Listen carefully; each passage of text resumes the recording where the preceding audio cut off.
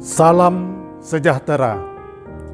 Ibadah ini ditayangkan dari kediaman keluarga Toto Mujiarto, Sektor 4. Ibadah ini dipimpin oleh Pendeta Yurinawa Salawangi STH sebagai Ketua Majelis Jemaat GPIB Immanuel Semarang. Kami mengucapkan selamat beribadah. Kiranya kita terus bertumbuh di dalam iman dan pengharapan dalam pertolongan Tuhan. Kita bersaat teduh.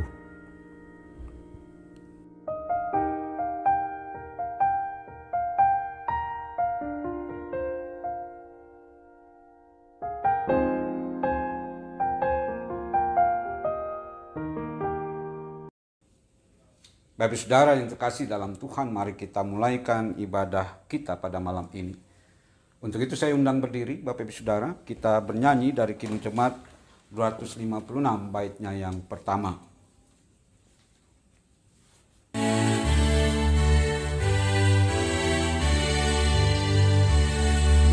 Kita satu di dalam Tuhan, satu gereja yang esa. Marilah bertolong-tolongan, kau dan aku semuanya.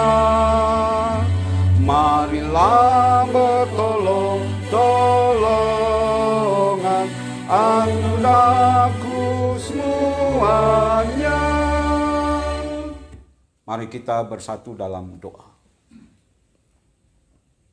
Ya Allah, berilah berkat-berkat-Mu. Ya Yesus, mampukan kami melakukan perintah-Mu. Ya Roh Kudus, pimpinlah ibadah kami ini. Amin. Kita bernyanyi dari Kidung Jemaat 256 baitnya yang kedua.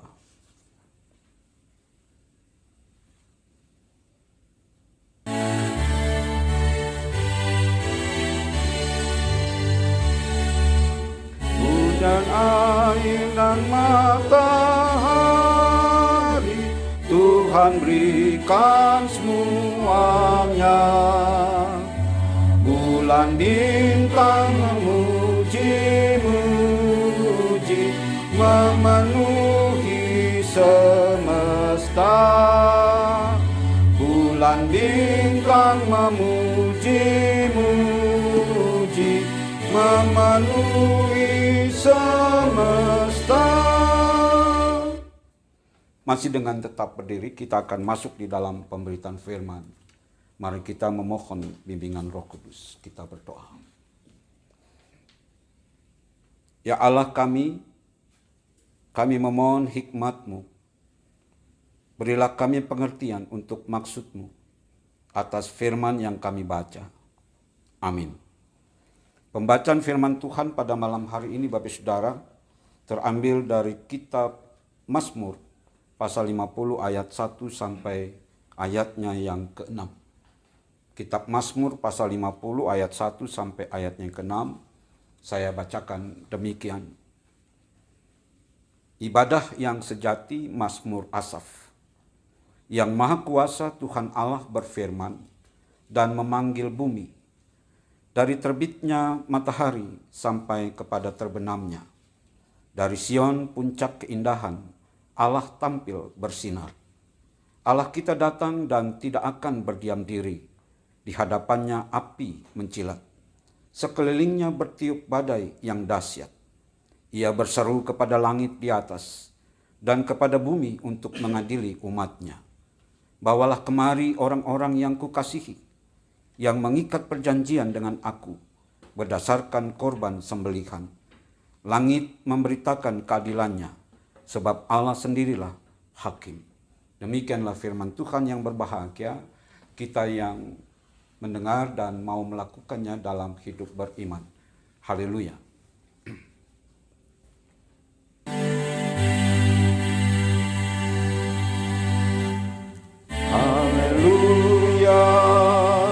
Haleluya, haleluya, haleluya, haleluya,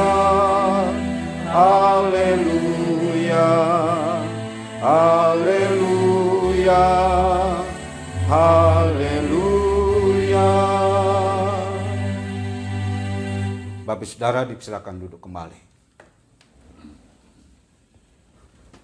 Bapak Saudara yang terkasih di dalam Tuhan, kalau kita membaca kitab Mazmur secara menyeluruh, maka di sana ada satu kritik bagi umat.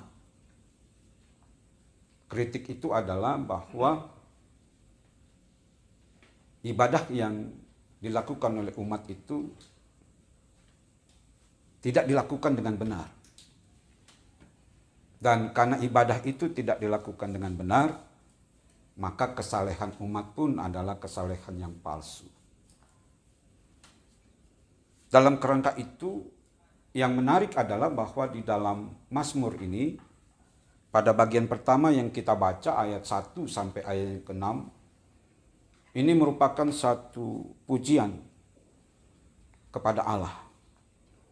Atau yang seringkali digunakan bahasa sebagai teofani Allah.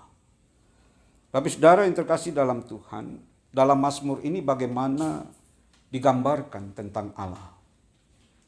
Bahwa Allah itu adalah Allah yang agung, Allah yang maha kuasa, dan keberadaan Allah juga adalah keberadaan yang dahsyat.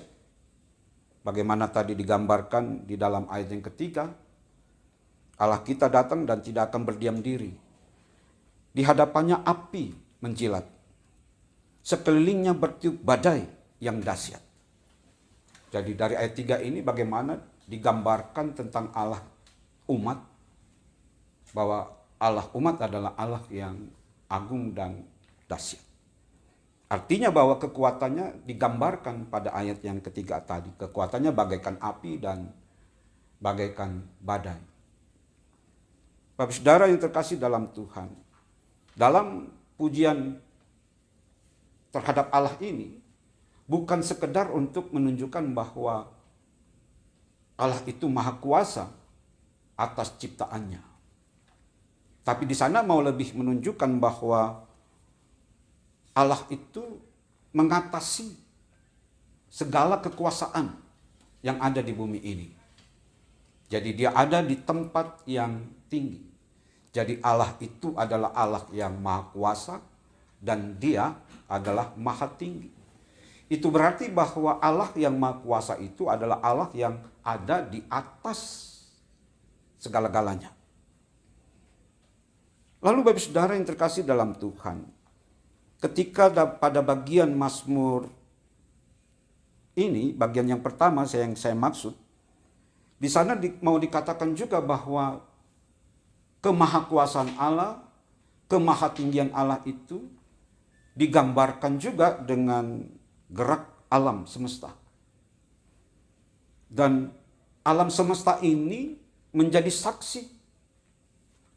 saksi kekuatan Allah, kemahakuasaan Allah, kemahatinggian Allah. Bagaimana seluruh ini adalah diciptakan olehnya. Maka dia punya tempat, sekali lagi, yang berkuasa dan dia ada di tempat yang tinggi. Jadi alam ini dan gerakannya, badai, jilat-jilatan api tadi, itu semuanya menjadi gambaran tentang Allah dan kekuasaannya. Nah, Bapak Saudara yang terkasih dalam Tuhan, yang mau ditekankan juga di sini adalah yang pertama kali bahwa selain kemahakuasaannya, tetapi yang lebih juga ingin ditekankan bahwa Allah itu ada di tempat yang tinggi. Bapak Saudara pernahkah ada di tempat yang tinggi? Misalnya Bapak Saudara ada pergi ke sebuah gunung yang tinggi. Kalau Bapak Ibu pernah, apa yang Bapak Ibu rasakan ketika Bapak Ibu ada di gunung yang tinggi? Paling tidak Bapak Ibu bahwa dari tempat ketinggian itu kita bisa melihat sesuatu yang indah. Misalnya kalau kita ada di tempat yang tinggi di kota Semarang ini, maka kota Semarang ini akan kelihatan secara menyeluruh dan sangat indah gitu. Jadi kalau dikatakan bahwa dia ada di tempat yang tinggi, maka kita diingatkan tentang keindahan alam semesta yang dia ciptakan ini. Nah, Bapak Saudara yang terkasih dalam Tuhan, yang ingin dikatakan adalah bahwa keindahan alam semesta ini mencerminkan dia yang ada di tempat yang tinggi itu. Itu yang mau dikatakan dalam Mazmur ini. Lalu Bapak Saudara dikatakan dia yang ada di tempat tinggi itu, dia yang maha kuasa itu, dia yang maha agung itu, ternyata dia bukan Allah yang mati. Bukan Allah yang pasif, tapi dia adalah Allah yang aktif. Dikatakan dalam Mazmur bahwa dia tidak berdiam diri. Itu berarti Bapak Saudara, kalau dia tadi dikatakan ada di tempat tinggi dan dia tidak berdiam diri, kira-kira menurut Bapak Ibu sedang apa dia? Yang pasti Bapak Saudara, dari tempat yang tinggi itu, selain dia melihat keindahan ciptaannya, tapi dia juga melihat kehidupan umatnya. Dia selalu memperhatikan, matanya tajam bagaikan elang, bahkan lebih tajam dari elang. Ketika melihat kehidupan umatnya, dia memperhatikan kehidupan umatnya. Dan dikatakan tadi bahwa dia tidak berdiam diri, ada satu gerakan, dan gerakan itu adalah menghampiri umatnya. Dia mendatangi umatnya. Dan ketika dia ada di tengah-tengah umatnya, dia membuat perjanjian dengan umatnya. Aku akan menjadi Allahmu dan engkau akan menjadi umatku. Dari pihak umat, perjanjiannya, kamu harus taat dan setia kepadaku. Jadi Allah yang ada di tempat yang tinggi, dia tidak berdiam diri, dia turun dan berjumpa dengan umatnya, berjumpa dengan manusia, dia mengikatkan dirinya dengan perjanjian dengan umat atau manusia. Dan oleh karena ada perjanjian itu, maka kedatangannya yang kedua kali ini juga yang harus kita cermati. Kalau dia tadi datang pertama adalah membuat atau mengikatkan diri dengan perjanjian, yang kedua kali dia akan datang menghakimi bumi. Itu kata pemazmur. Dia akan datang dan menghakimi bumi. Bapak Saudara yang terkasih dalam Tuhan, kalau kita bicara tentang kegagalan dalam ibadah, yang tadi saya katakan salah satu kegagalan ibadah, ya karena ibadahnya tidak dilakukan dengan sungguh-sungguh. Sehingga kalau toh kelihatannya saleh, tapi kesalehan itu adalah kesalehan yang palsu. Bilakah itu terjadi, Bapak Saudara? Nah, inilah sebabnya tadi saya katakan penting ketika kita tahu bahwa kenapa pemazmur menempatkan teofani tadi, menempatkan pujian kepada Allah tadi di pembuka mazmurnya. Dan ini juga yang menjadi pelajaran buat kita sesungguhnya. Apa yang dilakukan oleh pemazmur ini ketika dia mengedepankan Allah. Bapak Saudara, kalau kita bicara tentang mengedepankan Allah, seharusnya di dalam setiap aspek kehidupan kita, kita mengedepankan Allah. Sejak kita bangun pagi, seharusnya kita mengedepankan Allah dulu. Dan mungkin hal itu sudah tidak lagi menjadi sesuatu yang diperhatikan dalam kehidupan spiritualitas kita. Kita tidak mengedepankan Allah, artinya kalau kita bangun pagi, ya sudah bangun aja. Lalu kita beraktivitas. Padahal yang pertama kali seiring dengan nafas kehidupan kita, kita harus mengedepankan Allah, meninggikan Allah. Ini yang diajar oleh pemazmur. Yang terjadi dalam kehidupan umat adalah kenapa mereka gagal dalam ibadah mereka? Karena mereka tidak mengedepankan Allah. Itu persoalannya. Contoh misalnya kita dalam kehidupan kita sekarang. Ketika kita beribadah, apakah karena kita beribadah itu karena Allah? Oh, nanti dulu. Dijawab aja masing-masing. Apakah saya pergi ibadah itu karena Allah saya? yang sudah menciptakan langit dan bumi ini, yang sudah menolong saya, yang sudah memberkati saya, yang sudah menyelamatkan saya? Ataukah kita pergi beribadah itu oleh karena faktor-faktor yang lain? Hanya kita yang tahu. Tapi pemazmur ingin katakan, seharusnya ibadah kita juga harus mengedepankan Allah. Karena Allah yang agung, Allah yang maha kuasa, Allah yang ada di tempat yang tinggi, Allah yang mengamat-ngamati, Allah yang memelihara, Allah yang memberikan pertolongan kepada kita. Bapak saudara yang terkasih dalam Tuhan. Jadi, yang membuat kita gagal dalam ibadah kita atau umat pada saat itu adalah karena pengenalan Allah kita yang tidak cukup. Itu. Kalau pengenalan Allah kita itu cukup, Bapak Saudara, menurut Bapak Saudara, apa yang terjadi? Kalau kita mengenal Allah yang utuh. Kan di depan tadi sudah dikatakan, dia datang mengikat perjanjian. Tapi dia datang lagi, dia menjadi hakim. Ini pengenalan Allah yang secara utuh. Dan ketika kita mengenal dia secara utuh, maka dalam kehidupan kita adalah kehidupan yang takut akan Tuhan. Kalau kita mengenal dia secara utuh, maka kehidupan kita, sekali lagi, takut akan Tuhan. Apakah kita bukan orang yang takut akan Tuhan?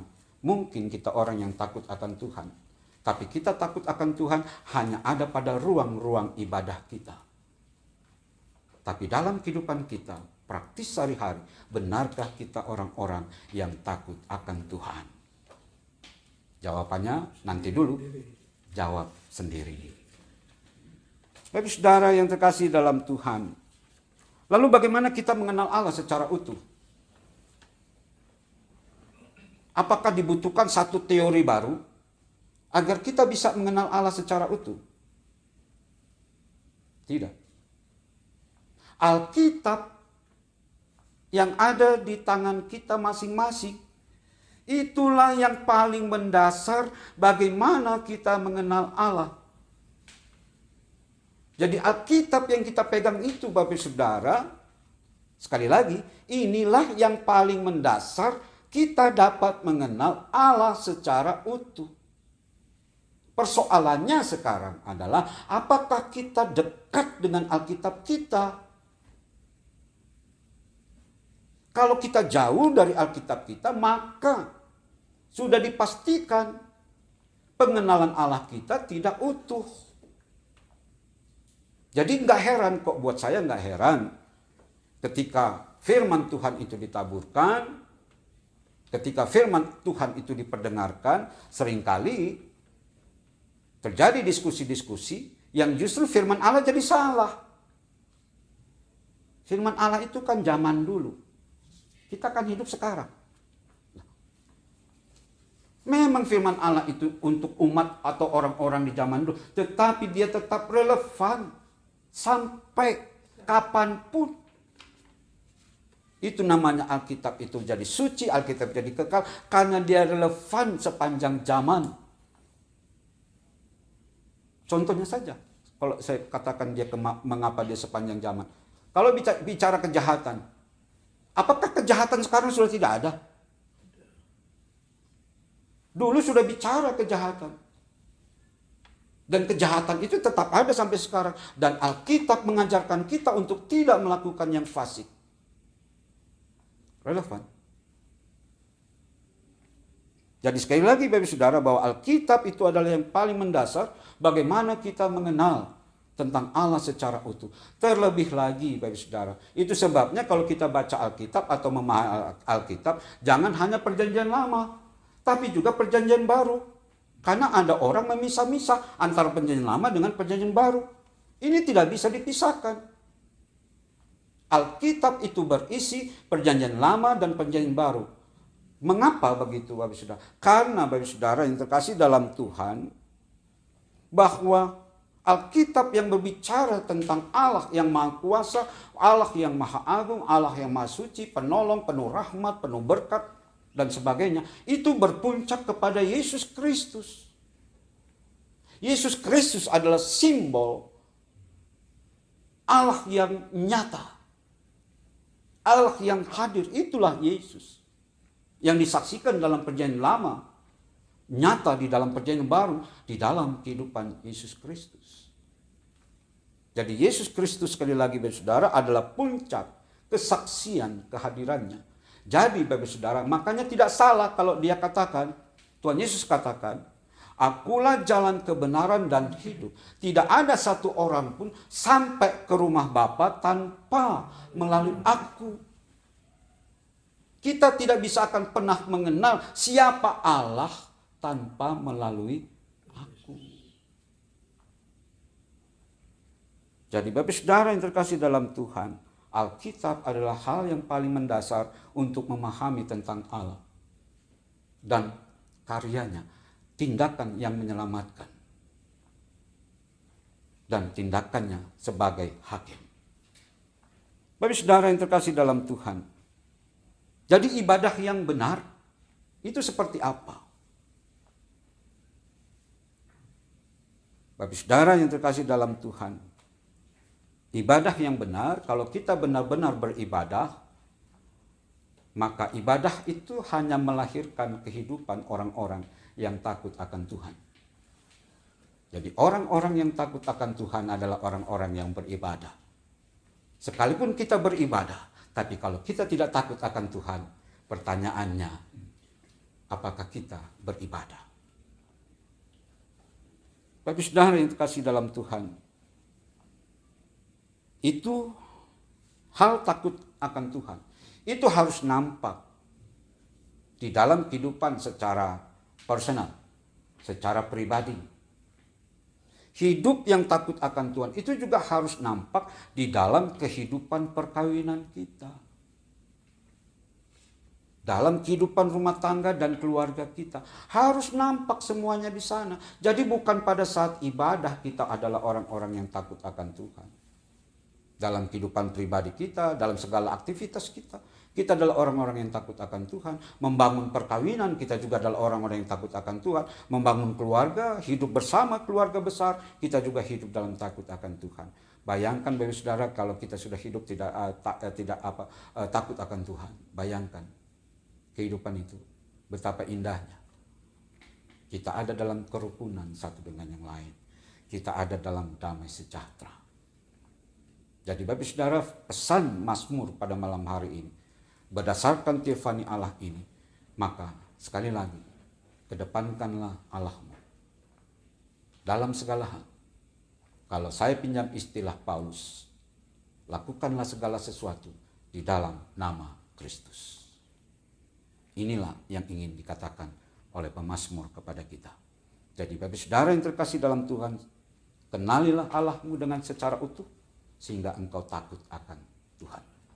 Tuhan memberkati kita semua. Amin.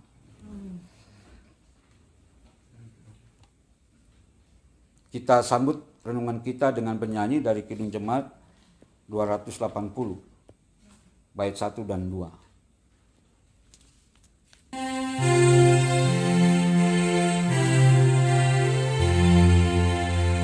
Aku percaya Allah yang kekal, yang oleh sabda kita kenal, Bapa pencipta alam semesta, yang mengasihi manusia. Aku percaya Putra Tunggalnya yang disalibkan di Golgota, yang dari kubur bangkit dan menang, naik ke surga dalam terang. Kita naikkan syafaat kita, mari kita berdoa. Ya Tuhan ya Bapa, terima kasih atas sapaan firman-Mu yang mengingatkan hal ibadah yang kami lakukan. Dan biarlah oleh karena firman-Mu, maka kami mengoreksi peribadahan kami, dan kami memulainya dengan ibadah yang benar di hadapan Tuhan. Benar oleh karena ibadah kami arahkan atas keberadaan Tuhan yang begitu agung, keberadaan Tuhan yang begitu berkuasa dan ada di tempat yang maha tinggi. Oleh karena Tuhan juga yang memelihara kehidupan kami, Tuhan juga yang menolong kehidupan kami. Maka dengan pemahaman yang seperti itu, maka biarlah kehidupan kami pun adalah kehidupan yang takut akan Tuhan. Ya Tuhan ya Bapa, pada saat ibadah malam ini, kami juga mau berdoa untuk keluarga Bapak Toto Mujiarto dan anak-anak. Kiranya Tuhan memberikan kesehatan, berikan kekuatan di masa tua Bapak Toto dan Ibu. Dengan kesehatan dan kekuatan yang Tuhan berikan, maka biarlah di masa tua Bapak Toto dan Ibu terus berkarya, terus berbuat dan bersaksi untuk kemuliaan dan keagungan Tuhan. Demikian juga kami berdoa untuk anak-anak dan kehidupannya masing-masing. Biarlah kiranya kehidupan mereka adalah kehidupan yang Tuhan selamatkan. Demikian juga dengan cucu yang berulang tahun ke-11, Ivana. Kiranya Tuhan, kami mau bersyukur dan berterima kasih atas penyertaan cucu Bapak Toto yang berulang tahun dalam usia 11 tahun. Dan juga bagi cucu yang akan memasuki ujian masuk SMP. Kiranya juga Tuhan memberikan hikmat kepadanya agar ia bisa lolos dari masa ujian itu. Dan dalam kesempatan ini kami juga berdoa untuk pergumulan Bapak Nirvanto, khususnya bagi Andre yang akan berangkat ke Palembang pada tanggal 4 Juni, hari Jumat yang akan datang. Kiranya Tuhan juga menolong Andre dalam perjalanan sehingga tiba di tempat sesuai dengan tujuan dan maksudnya. Demikian juga bersama kami ada keluarga Bapak Ari bersama Ibu.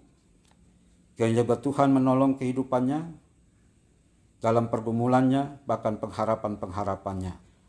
Berkati keluarga Bapak Ari, demikian juga bagi keluarga Bapak Leo Betty bersama Ibu yang juga hadir pada malam hari ini.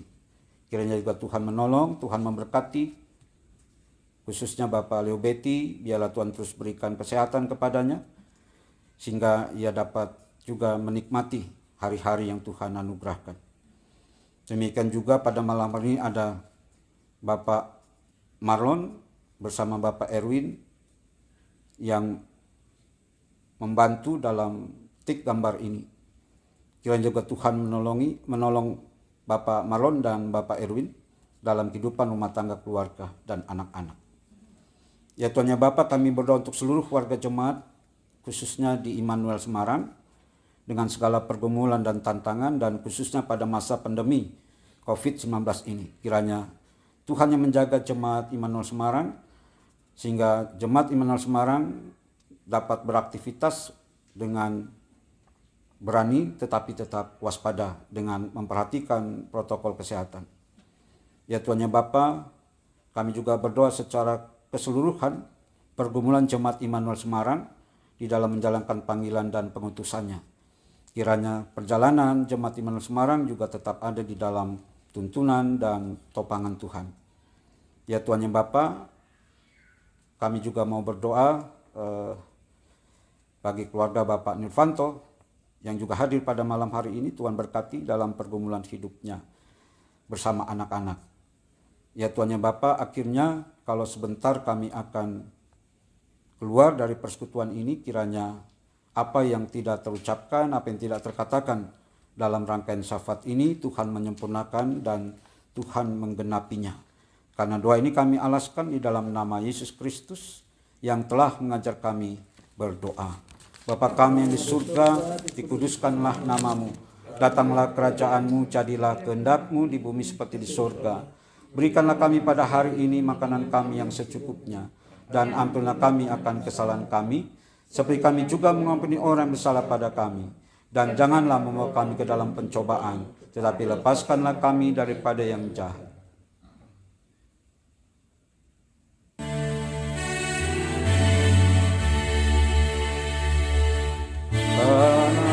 Engkaulah yang punya kerajaan dan kuasa dan kemuliaan sampai selama-lamanya.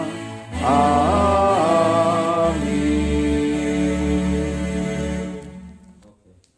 Baik saudara yang terkasih dalam Tuhan, sekarang kita diberi kesempatan untuk mengungkapkan syukur melalui kantong pundi yang diedarkan dengan mengingat kata Alkitab yang terambil dari kitab Mazmur pasal 116, Mazmur 116 ayatnya yang ke-12 yang berkata demikian. Bagaimana akan kubalas kepada Tuhan segala kebajikannya kepadaku? Demikianlah firman Tuhan.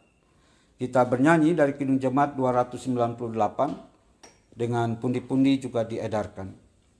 Kidung Jemaat 298 baitnya yang pertama.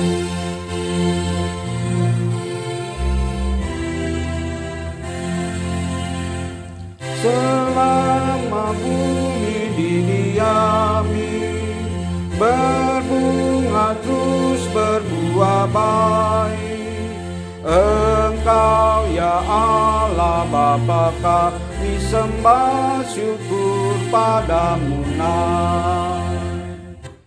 Bapak saudara yang terkasih dalam Tuhan, mari berdiri. Kita bersama-sama membawa persembahan kita kepada Tuhan. Mari kita berdoa. Ya Allah, terimalah persembahan syukur kami ini dan kuduskanlah, mampukanlah kami menjadikan hidup kami sebagai persembahan yang sesungguhnya. Amin. Bapak saudara yang terkasih dalam Tuhan, kita akan akhiri dengan tetap berdiri ibadah kita dengan bernyanyi dari Kidung Jemaat 436 baitnya yang pertama.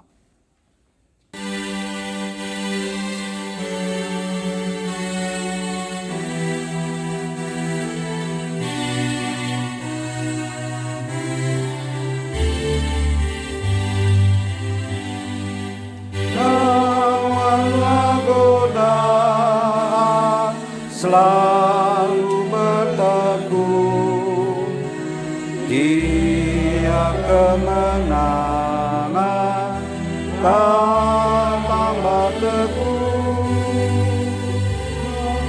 Nafsu kejahatan harus kau tetap, harap akan Yesus pasti kau menang. Mintalah pada Tuhan agar kau dikuatkan, Ia beri pertolongan, pastilah kau menang. Mari kita berdoa. Damai sejahtera Allah yang melampaui segala akal akan memelihara hati dan pikiranmu dalam Kristus Yesus kini dan selamanya. Amin. Amin. Amin.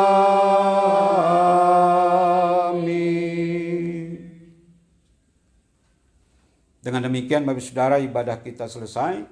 Kita berjumpa lagi di hari Rabu yang akan datang. Jangan lupa, kita tetap menjaga protokol kesehatan. Salam sehat dan selamat malam.